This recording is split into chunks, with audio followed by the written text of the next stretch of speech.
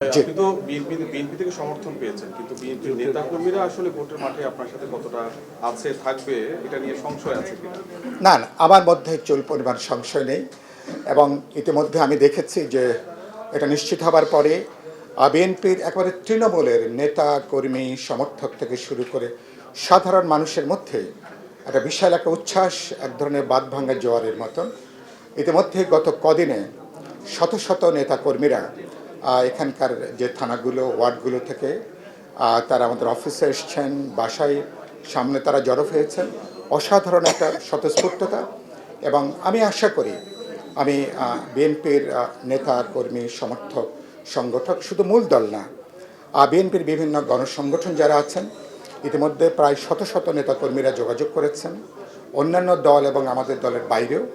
আমি আশা করি আমি সবার একটা এককাট্টা সমর্থন, এককাট্টা ভালোবাসা নিয়ে আমরা এখানে নির্বাচনের যে বৈতরণী, সেই বৈতরণী সফলভাবে আমরা পার হতে পারব।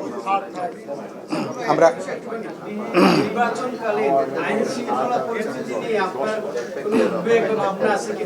হ্যাঁ হ্যাঁ আমার নির্বাচনকালীন আইন শৃঙ্খলা ব্যাপারে তো নিশ্চয়ই উদ্বেগ আছে। আমার এখানে ধরুন এই ঢাকা ৮-এর একজন প্রার্থী ওসমান হাদির মর্মান্তিক গুলিবিদ্ধ হওয়া, শহীদ হওয়ার পরে নোভা এলইডি টিভি, ঝকঝকে ছবি, নিখুঁত শব্দ, ৫ বছরের ওয়ারেন্টি। নোভা মানে সঠিক মান, নিশ্চিত সেবা।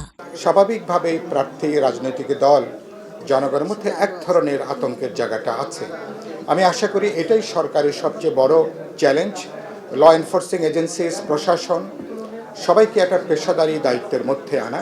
কিন্তু আমি বিশ্বাস করি কেবল তারা পারবে না। আমি মনে করি রাজনৈতিক দলগুলোর মধ্যে বোঝাপড়া দরকার।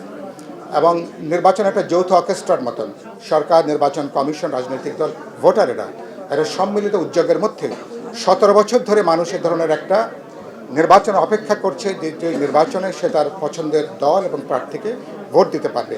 আমি আশা করি ছোটোখাটো ঝুঁকি থাকবে, শঙ্কাও থাকবে, কিন্তু শেষ পর্যন্ত মানুষের প্রবল রাজনৈতিক যে সদিচ্ছা, মানুষ আগামী নির্বাচন একটা স্বাভাবিক নির্বাচন না, এটা বলতে পারেন আমাদের নির্বাচন এবং গণভোট, যার মধ্য দিয়ে বাংলাদেশ নতুন একটা গণতান্ত্রিক অভিযাত্রার পথে হাঁটবে।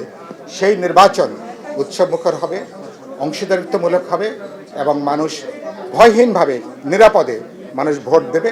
কারণ ভোটাররা, প্রার্থী এবং ভোট কেন্দ্রের নিরাপত্তা একটা বড় সমস্যা। আমি আশা করি সরকারের পলিটিক্যাল উইল যদি কাজ করে, যাবতীয় বাধা মোকাবেলা করে একটা ভালো নির্বাচনের মধ্য দিয়ে এবং গণভোটের মধ্য দিয়ে বাংলাদেশ গণতান্ত্রিক অভিযাত্রার পথে হাঁটতে পারবে।